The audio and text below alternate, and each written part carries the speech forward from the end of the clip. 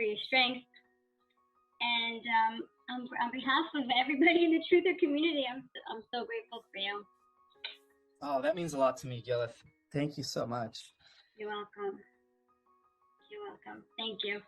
And I just finished taking your course. I took a September course, and it was fabulous, fantastic. It is such a chill environment. You and Taylor make it so much fun. You guys bounce off each other so well. And it's a good energy in the course, good information, and you just give so much time for people to ask questions, which is so important. Everybody has so many questions, and you really just set aside so much of the time to let the people ask. So, are you ready? I am. Okay, let's go. The first thing that I wanted to talk about today, because I don't really have the story straight in my head, is the story of your birth and what happened to your mom when she was pregnant with you. And I would love to, you just showed me before we started recording a picture of your mom, and I would love everybody to see your mom and how beautiful she was, so we could have a picture of her in our mind as you're telling the story of who she was and what she went through. Sure. Let me get the picture. So this is her. There you go. So beautiful. Okay. That's her when she was like 19, 20 or 21. I'm not sure, but in her youthful days. And her story is deep. Well, okay, first of all, let me rewind back to even before I was conceived. I come from a very mysterious family.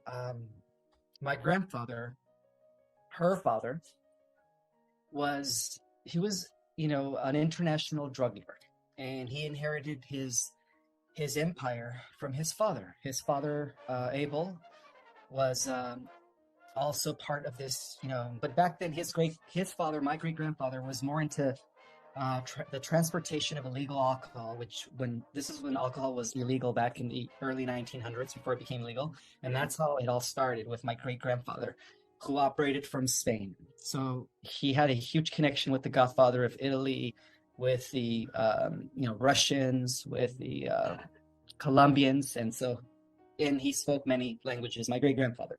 And so he inherited his, I guess, empire through his father. So there was always like this thing where it's the first male born, right? First male born inherits, the family's empire. And so my grandfather inherited, and he was expecting his first male born. And so it's weird the way the universe works. So apparently he lost 3 childs, which were both going to be males, all 3 of them, sorry. And they were all going to be males. And one of them had complications and was miscarried at 6 months. The other one had complications and was miscarried at 4 months. And then the third one was born, but right when he was born, he had some issue where he just couldn't make it. He didn't make it. And then finally they tried again for the 4th time, but this time it was a woman. And he wasn't very happy about that. And that woman was my mother.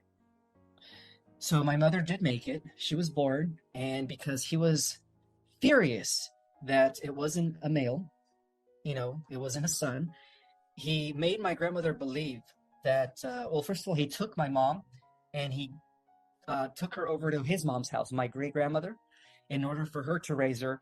And then she ended up telling my grandmother that she didn't make it after all, just like all the other prior childs, that, she also passed away, which was a great deception to my grandmother. My grandmother thought, that she also had complications and that she didn't make it.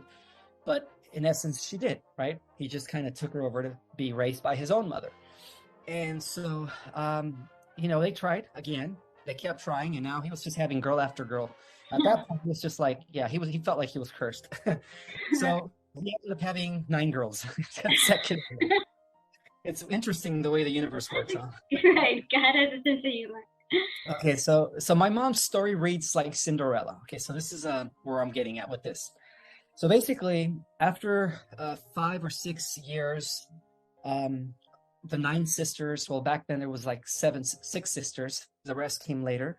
They were already grown up, and my mother was, my mother was already 8 or 9. So a lot of those sisters were like 8, 7, 6, 5, 4, and then one of them, a couple of them were like 3 and 1 toddlers, but a few of them had already, reached the higher age. And one day my mother decided to visit her mom, to visit her family. I don't know how it happened. My grandfather told his mother to keep her secret, to keep her locked in and just raise her and educate her with no one knowing that she was alive. And so I don't know how it happened, but one day my mother showed up at the age of 9, I think, and she had like a little bob haircut, like a little bob do. So she kind of looked like a boy. And so she came to the door at her parents' house, and my grandmother answered and she said, "What do you want, little boy?" And my mother looked up to her mom and said, "I'm not no little boy. I'm your firstborn, Maria." And my grandmother said, "What do you mean you're my firstborn? You're not my firstborn. My children are inside the house. Who are you, little kid? It's time for you to go." And she goes, "No, no, no, wait, don't close the door. You know, um, you've been lied to about my birth. Your husband, my father, deceived you, making you believe that I didn't make it. And this whole time I was raised by his mom. And now I want to reunite with you." And she goes, "What do you mean? You can't be my firstborn. She died. She died within hours." And she goes, "No, no, no, no. Listen, you have to understand. I'm her. I never died. I'm here. I'm real." And then finally, I guess my grandmother called my grandfather and confronted him. And he just, he confessed at that point. He goes, "Oh yeah, I forgot to tell you. I kept that from you for all these years." But see, the thing is he was in a position where he was very dominated over his wife and all, his children. And so whatever he told his wife, she had to believe him cold turkey because of his power and his money, Right. because of his status. And so she was like, "Why did you lie to me? I can't believe, you deceived me about our firstborn and you gave her over to your mom to be raised in secret, just." So it caused issues, of course, but, he put her in her place because of his power. And so they did allow my mom to move in eventually, but they treated her like a maid. Yeah, they actually, because they did have several maids. He was a multimillionaire back then and big mansion, and that's why we had like deers. That's why I talked about how I grew up with a lot of animals when I was a kid. Like we had horses, we had cows, we had chickens, we had deers. Like we had a baby deer. I called her Bambi. I named her. Um, and so we had all kinds of animals. And so she was treated like Cinderella. They would literally make her sleep on the floor. She didn't have her own room, even though the house had 10 rooms. Two of the rooms were given to two of the maids, and they had beds, but for whatever reason, they wouldn't allow my mom to sleep on the bed. They told her to sleep on the floor in the corner somewhere. Yeah, because there was no room for her. And so at the same time, when they all would go out, and her and her, I guess back then 5, 6 sisters, for family dinner or something, they would never take her. I guess my grandfather was embarrassed of her. And so she would always be in the house and they would always give her chores to do. So they literally treated her like Cinderella. She was constantly cleaning, constantly picking up after their dishes, constantly picking up after their young sisters. And even as they had more children, as they grew up, all the sisters would envy my mother because of her natural beauty, and they would treat her like shit. They would gang up on her and beat her up. So from the beginning, my mother had it very hard, Not only was she rejected by her own family, but she was never included in the family, in the family thing, She probably died of a broken heart. Do you think that's what? Oh, that was just the beginning of her suffering. There's more. Yeah, so the whole point is that, she's always been the black sheep of the family, but yet she's the one who inherited all the gifts of like clairvoyance. She was a medium. She was a precog. She would see things before they happened, like a prophet. She was like a prophetess. She had amazing medium and psychic gifts. And this is hereditary because my grandfather's mother had them. My grandmother's father and mother had them. And so I come from a family of people who have these, that were mediums. And so that's why it's hereditary. And none of her sisters inherited it except my mom. She inherited all the spiritual gifts. Wow. And, the whole point is that all her life she suffered because of the fact that my grandfather wanted a first male born and he never had a chance to have a first male born. So he, I guess, made her life, miserable as a result of that. And one day, like, she was always trying to appease him. She was like, when she was 18, she was like, "Dad, give me an opportunity. I know I could do good in your business." She had no clue that he was, dealing with international illegal stuff. She was just like, she knew he was wealthy. She knew he owned a lot of land and that he had a lot of people working for him, including policemen and politicians. They, were all paid by him to, do his bidding. And she would always appease him and try to win his favor. And then one day he said, "All right, if you want to win my favor, I have a check that I need you to cash. It comes from, a transaction I just made, and I need you to go to this specific bank at this specific time and cash this check." And she went to the bank, and it was a check for $1 million. And then back then in the early 70s, $1 million was a lot of money. I'm sorry, early 70s. Yeah, it was early 70s. I'm sorry, I was born in 77, so it was like maybe 70, 76, 75. It was like a year before I was born, or a year or two. But so she goes to this bank, and it turns out that he completely set her up with a check with no funds, an illegal check. So he set it up in a way where she got arrested. Again, he was an evil man, unfortunately for him. But later on, his karma caught up to him and through cancer, and that was a different story. But so she ended up going to jail. And when she was in jail, because she was like the most prettiest girl in jail, all the other girls would like beat her up and treat her like shit. And then one day, they decided to torture her. And what they did to torture my mother in jail. And I think that it was an order by my grandfather, because my grandfather also had connections in prisons, and he would like tell people what to do in prisons. And by his command and by his order, they tortured her. And it is just sad. I mean, I'm going to just tell you what they did to her. They would put water in her eyes, and they would take electrical wires and shock her eyes, so her eyes would start like bleeding. And she was like just bleeding from her eyes. Her face was like swollen from all the harsh, brutal beatings that she got. And then luckily she had already been with my dad, my biological father. And he was studying to become an attorney, and so he used everything in his power to get her out as soon as possible. So after she went through that torture, my father was able to get her out of jail, out of prison. And from what I was told is that she was all bruised up, like you couldn't even see her face anymore, and her eyes were all swollen. And so she suffered a lot, and all because my grandfather never had her first male born. He put her through a lot of torture. But anyhow, fast forward into when I was conceived. Okay, so when I was conceived, you could say that it was, the way she told me was, she was taken aboard a big place where the angels were around her. She didn't know they were ETs, right? She called them angels. At the time of conception or after conception she was taken?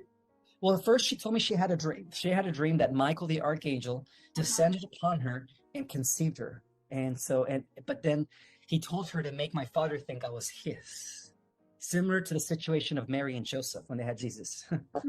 Yeah. So Michael came forward. I know this sounds weird, but according to her, Michael the archangel was the one who conceived her egg. And the reason he picked her was because I come from a lineage that could be, I guess she carries a high concentration of the Holy Grail blood, and that's why they picked her.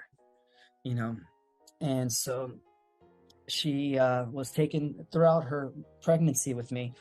She would tell me about these beautiful experiences where she was aboard she called it aboard heaven, but I believe it was a mothership. And she says that all these luminous beings, angels, were around her, and they were monitoring my growth. They were checking my status, every few months to seeing how it was developing.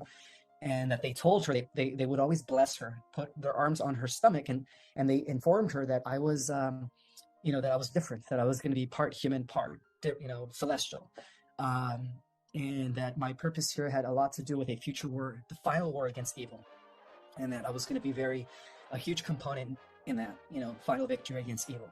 And so from my childhood, she would always tell me that I was different, that I had a gift, that my DNA is not of this world, and that one day I was going to help millions of people. And that's what she told me, that one day I was going to help millions of people. Whatever that meant back then, I didn't know, but now I know what it meant. I'm activating, the information that I'm bringing forth is helping people remember who they are, and people are being triggered. People are being activated. So I think that's what she meant, that one day I was just going to help millions of people. So I believe that those millions of people that she was referring to are the starseeds, are the volunteer souls that came to save the earth and the organic way of life. So that was a quick story. Wow, thank you, Ismael. That's a fascinating story, and I believe every word, because we're living in these times where all bets are off. and anything is possible. And I've opened my consciousness in ways, and you've helped me do this too, is that, I'm thinking of things in terms of the galactic context. I'm going back and like reframing a lot of questions for you about the Bible, and I'm thinking of the Bible in galactic terms now. And I'm just amazed at that story of your mom. Wow. God bless her. God bless her. Hopefully we get to reunite and actually meet her soon. Oh, she's already sitting on her throne, I guess. Yeah. Do you contact with her? Do you have dreams about her? I do sometimes, and when I'm in dire situations or what appear to be in troublesome scenarios, I feel like she's always there to help me. And so I do feel her presence a lot around me, especially nowadays that I'm like reaching a lot of people. She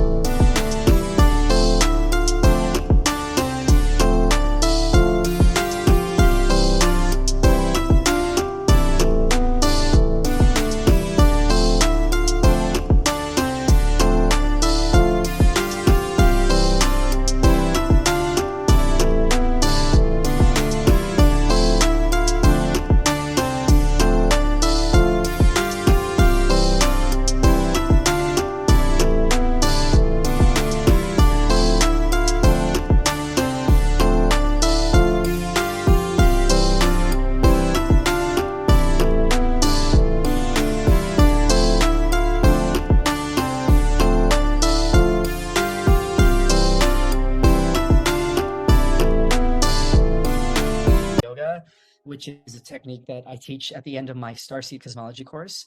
Were you there when I taught it? Yeah, you were, right? Yeah.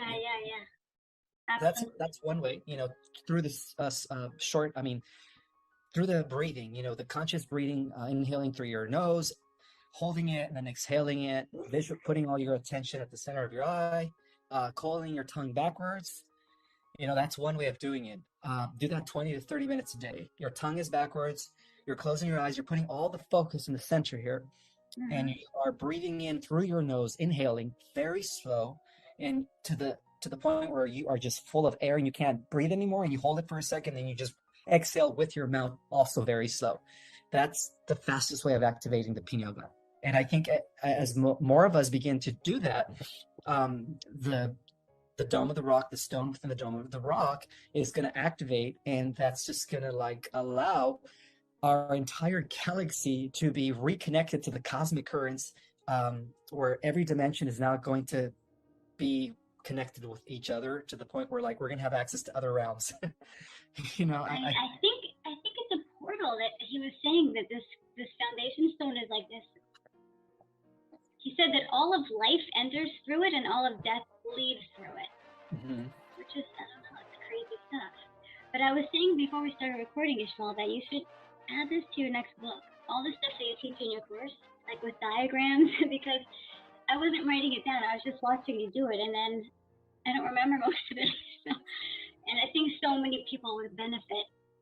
So thank you for that great idea. I will incorporate that in my next book. Okay, cool. Thank you. And he also says that, I wanted to read you this. Mm-hmm. He says that the word Zion is a code name for foundation stone. And I know you love the word Zion. Mm-hmm. So it could be interchangeable for foundation stone. So when you see Project Restoration Zion, you could almost be talking about the stone. Okay, so I wanted to, Guru had a question for you. Mm-hmm. Don't want to forget. So I'm going to play it for you. Mr. Guru. You ready? I sure am. Gila, I just have one question for Ismael. He talked, or they talk about how they didn't invent new languages. Where does Hebrew come from? What is it, Pleiadian? What's the source of Hebrew? I don't know if you knew that already, but I'm curious because it is Pleiadian language for the. That's the gist of the question. Yes. Where did Hebrew come from? The language Hebrew comes from the Pleiadians. It used to be called Ibiru, and that's why they call it Nibiru, the planet Nibiru. So on the planet Nibiru, they spoke Hebrew, but it used to be called Ibiru, and then later they put an H in front of the word. So it's definitely Pleiadian, and we're referring to the Nibirian Pleiadians, not the Draco-Nibirians, the good Anunnaki, the Watchers, what the Bible calls the sons of God in the book of Genesis. Wow. You like blow my mind every time I talk to you. Was it true? I had once heard that the Pleiadians abandoned us, and that's why they feel they have to come help us. Is that No, true? it's not that they abandoned us. They actually stayed from behind the scenes to assist us in the war against the Babylonian Luciferian cabal. They've always been around from the operating from the fifth dimension. They are actually the angels in the Bible. And every religious text talks about the angels that would assist us, that would guide the prophets, that would direct us, that would sometimes appear to the sages and the seers and revelators. Those are all Pleiadians. Wow. And I just read in your book, I was reading your book yesterday again, and how in the desert, when the Israelites wandered, the cloud by day and the fire by night were like motherships. Were they? What did you say about that? They were spaceships, yes. They were spaceships. Exactly. That's what I'm talking about. Like, all this Bible stuff is now in a galactic context for me, which is so cool. And then I have this friend, Esther, who always messages me. She's like, the third temple is going to be a mothership that comes down. That's right? the New Jerusalem. That's the mothership called the New Jerusalem. Yes. And it's already parked within our atmosphere. With other motherships. Ready and waiting. Oh, and then I was thinking about the high priest in the temple, the first and second temple, wore a breastplate of 12 stones, each one for the 12 tribes, 12 crystals. So I was then thinking that was like crystal technology to interface with God. Like they used it to get answers. They would ask it a question, and I was thinking, like, I don't think of it as ancient anymore. I think of it as they had technology back then that we lost and we're trying to retrieve. Yes, that's accurate too. Yeah, and the 12 also is symbolic to the 12 cosmic rays of power, which is something that I recently put out that is completely related to the Holy Grail lineage. The Knights of the Round Table of King Arthur, the Council of 12, the 12 Apostles. All that stuff is related to the governing system of the Brotherhood of Light, of the Order of Melchizedek. Right. The galaxies are like organized by 12. Exactly. Everything within, well, it's because we're part of the 12th creation, but everything within the 12th creation is organized within the system of the 12. But as I speak, we're now going to be entering the 13th creation. So what does that mean?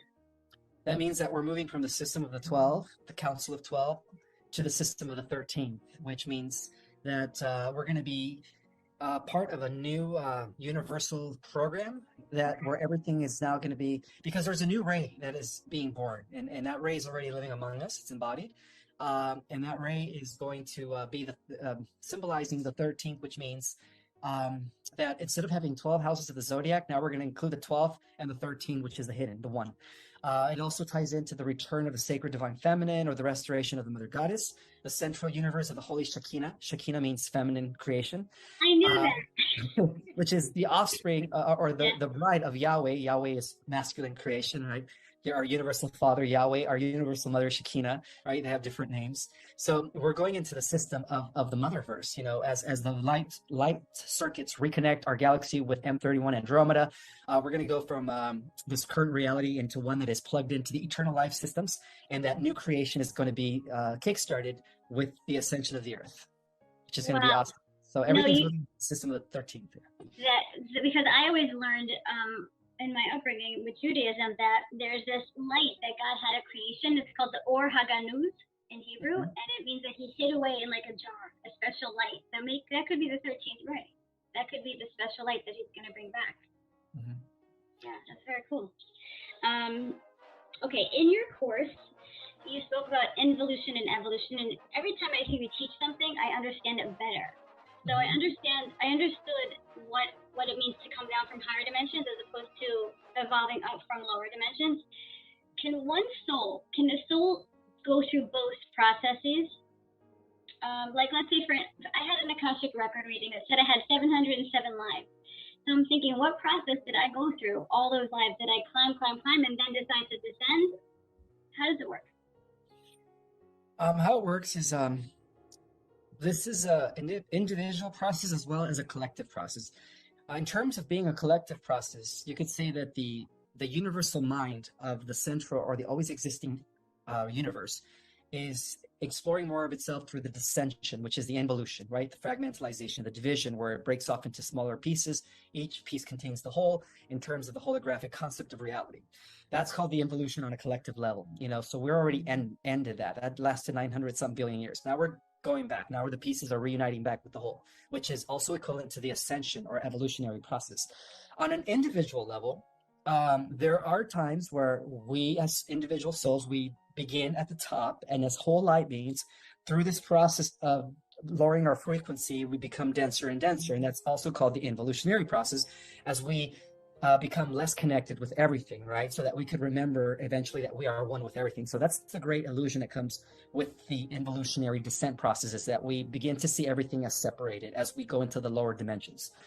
And then, of course, the opposite of that would be the ascension, which is the evolutionary process, the remembrance that we're all interconnected, that everything is one, that everything is energy, and that we're all part of a greater organism. And that allows an individual to begin the ascension process as the individualized unit of consciousness of that individual eventually reunites with the consciousness of the all, which is the logos. So those are two different examples of that. So it is possible that many of us have undergone both the involutionary descent process and the evolutionary ascent process over and over and over. And that determines the wisest of souls. Those that have completed that process, I guess, more times than those that haven't, are the wisest of souls in the cosmos. So because of the fact that we do operate different avatars, and we do exist simultaneously in other realms and parallel universes, there's different aspects of ourselves. Mm-hmm. Your aspect right now existing in this realm could be part of the involutionary process, but then there's another aspect of 𝐙𝐃𝐈 that's already completed the ascension process, where she is now reunited with the totality of everything. I don't know if that makes sense. It does make sense, believe it or not. I get it. I have to think about it more later, but I think I get it. Okay, the next thing I wanted to ask you. Okay, the financial part of the awakening. I love it. Like, I follow Mel Carmine and Amber and Whiplash and Emily. Like, I'm like lit up by this financial, because I understand, Ismael, that this is our liberation. When the planet shifts to the quantum financial system, it's like we're all bust out of jail, So it gives me the biggest satisfaction to help people set up lobster wallets, buy XRP, I love helping people do this, because I understand that I'm helping them liberate themselves. My question for you, Ismael, is this: does that mean I'm going to be like stuck in the fourth dimension for a while because I love this aspect so much? No, not at all. Okay, thanks for saying that. Yeah, that's good for the younger souls that are moving up to the fourth dimension or the fourth density. But for us, the starseeds, we're going directly into the fifth and above. So who's going to help them? We are. We're still going to have the ability to, through the process of lowering our frequency, pop into their dimension. And then, so they're going to see us as the Pleiadians did in ancient times, where the Pleiadians would come as angels and they would pop out of reality. Oh, that'll be so fun. That'll be so fun. Okay. I just hope that they don't worship us as gods. I'm just kidding. No, we're going to be humble. We're going to be humble this time. You're already humble. You're already. You're teaching everybody how to be humble.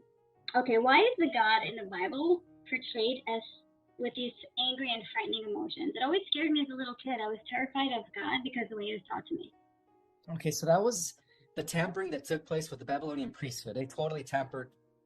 Well, when they reorganized as the Catholic Church, that's when the tampering came. The canonization of the accepted books of the Bible were completely modified to make it seem like the God of the Old Testament was this vengeful God.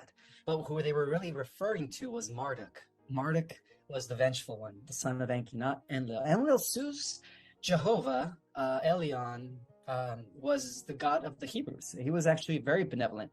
And yes, there was times where he would forbid them to mix with the other groups like the Canaanites because of the fact that the other groups carried a high concentration of reptilian genetics, and they wanted to maintain a pure lineage that later led to the incarnation of Jesus.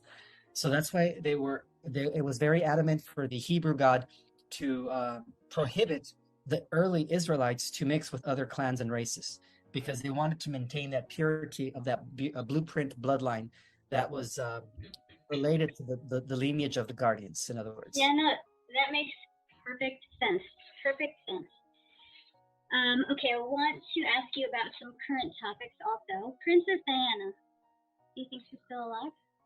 Oh, most definitely. And she is, she's on and off, going off world. She is existing in a beautiful, beautiful place over in Mars. Mars is built, it's got elaborate, futuristic cities already. And there's a place where all the people that fake their death that are part of the White Hat team have been, taken off for refuge in order to protect them. And so a lot of them are off world right now. And very soon, when the EBS rolls in or becomes announced and the new system comes in, they're all going to return. It's going to be a huge shock to the world. Party! Big party! And we're all going to be so happy. All the people who have been waiting for this. So how was it that she left her kids? That's always my question. Like the two princes, how was she able to leave them behind with those evil people? Well, the way it happened was she knew that it was about sparing and protecting her life, and so she left certain people to protect and guard and kind of watch over her kids. And the one kid that pretty much leaned in favor of the good side was Harry. That's why he left, the Windsor family. But the other one, the firstborn, William, apparently he inherited a lot of his father's genetics, whereas Harry inherited most of his mother's genetics. Now, the difference is that Princess Diana she's a part of the Holy Grail lineage, by the way. She's a descendant of King Arthur, the real heir to the throne of England. The imposters that took over 300 years ago changed their name to Windsor from something else. They were a German tribe. And so, those were the imposters. And that goes for all the monarchies of Europe. All of them are imposters. The real heirs to the throne of Europe were those of the Holy Grail lineage, of the ancient Druidic line of King David. Wow. So thank you. That really answers that. That always made me confused how a mother could leave her kids. But now I understand. She really had no choice. Oh, no. She had to, make sure that her life was spared first and foremost, secure. Her lineage, yeah. Do you know why Ivanka Trump converted to Judaism, Orthodox Judaism? Well, perhaps because of her husband. He's very active in the religion. But I can't. I don't really know why, other than just assuming that that's the reason why. But I do know that she's being groomed by the Alliance for her role in future leadership with the new system. Because of the fact that her father is also carries a very powerful percentage of the Holy Grail lineage. So, yeah, there's a lot of NPCs out there that have clones or that are posing as real people. Rather, I'm sorry. Right. Oh, that's interesting. The souls of celebrities that were captured, trapped, seduced, and then cloned. It makes me so sad because it's I loved Oprah, I loved Ed Sheeran, all these people. Their soul, where is their soul, and can their soul return to God? What does it mean? I've heard people say their soul got trapped. Is that true? Oh, that could be because they are clones. Most of the celebrities are cloned, by the way. Where's the original soul? Where did the original soul of them all go? You could say it's being contained by the dark forces, but there is a way to retrieve them. There is a way to retrieve their souls. But you have to understand, they made that choice. All those celebrities made the choice to have sex with little kids, to go be part of that pedophilia, blasphemous, satanic stuff. And so that's how it's like that saying, that's how you sell your soul to the devil, you know. Right. So in a way, it's like you sold Literally. your soul to the devil. But I believe that when the solar flash takes place, and at the end of the millennium, they will be giving another opportunity to return back to, to the light. So they're not lost forever. No, they're not lost forever. No. Okay, good.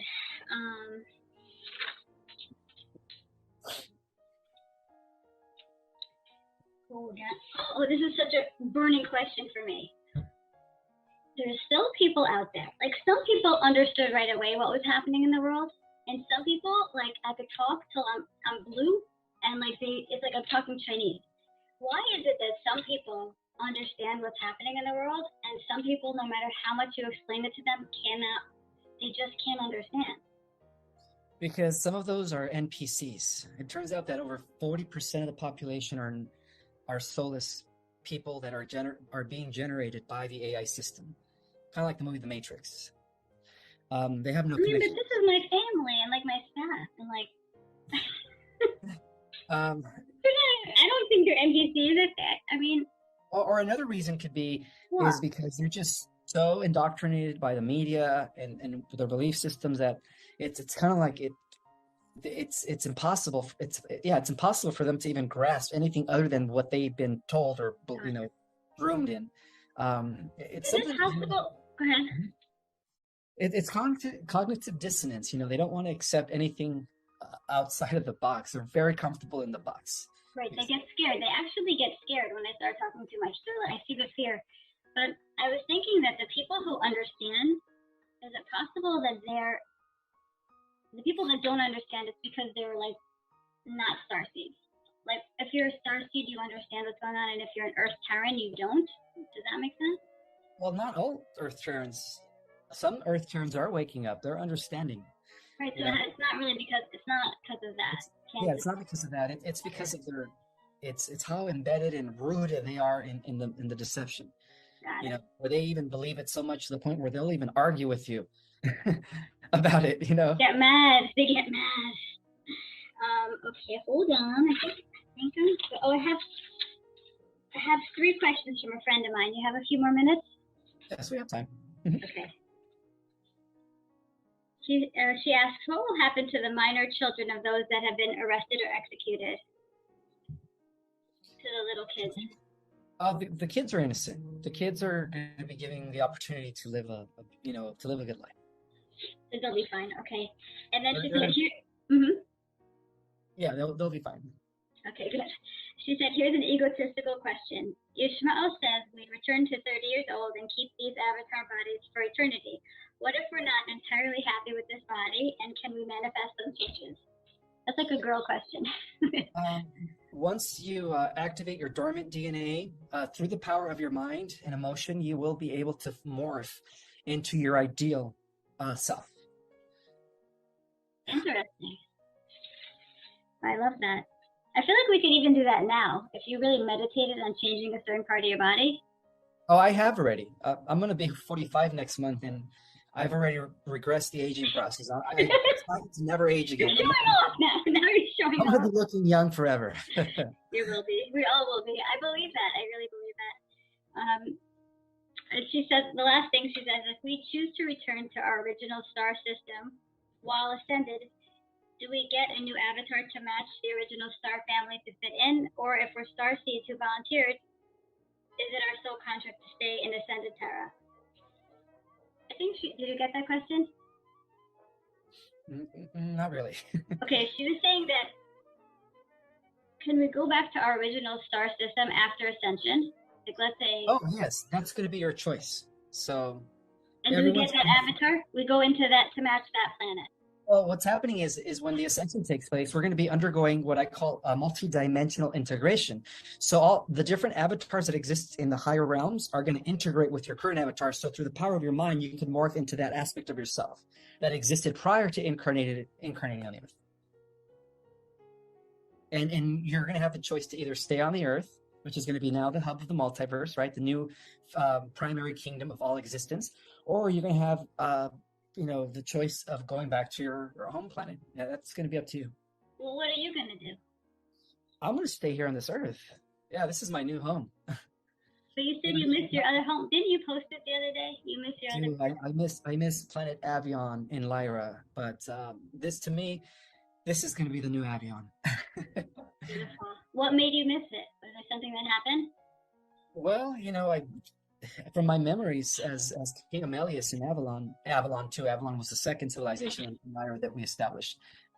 I just have memories of just how wonderful our society was. Everybody was very spiritually advanced. We had no external technology. Everything was done through the power of our consciousness. Similar to the movie The Avatar, we were all in a symbiotic fashion connected with the ecosystem and all living things. And just like in the movie The Avatar, we did have a tree that was like that held. I love that tree. I know that held the you know, all our ancestors and all of life contained within that tree of the planet. And I just miss my home. I miss, you know, the beautiful oceans, clear blue waters, the rivers, the mountains, and just the cultures, the advanced spiritual cultures that we built through the power of our thoughts, and how we all lived in harmony. Every single person was a cooperating, you know, just like the trillions of cells live together, cooperate to make our bodies function. That's how we all lived in Lyra. Everybody contributed to the greater whole. It was beautiful. That's beautiful. It's a real utopia. Well, that's what we're bringing to this world.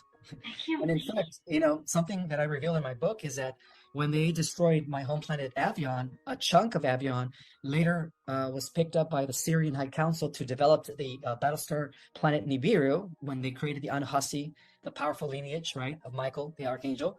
And then a part of Avion later developed into the second Earth, which existed in the Pleiadians.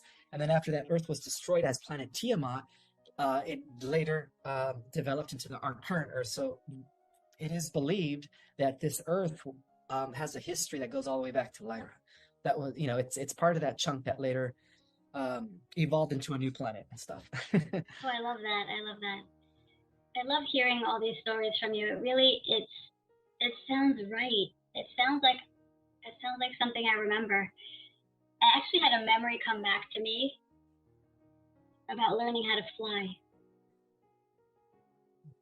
And it's not like a dream. It's not like I'm remembering a dream. It was like I'm remembering a memory. And I was with this other being, and this other being was teaching me how to fly.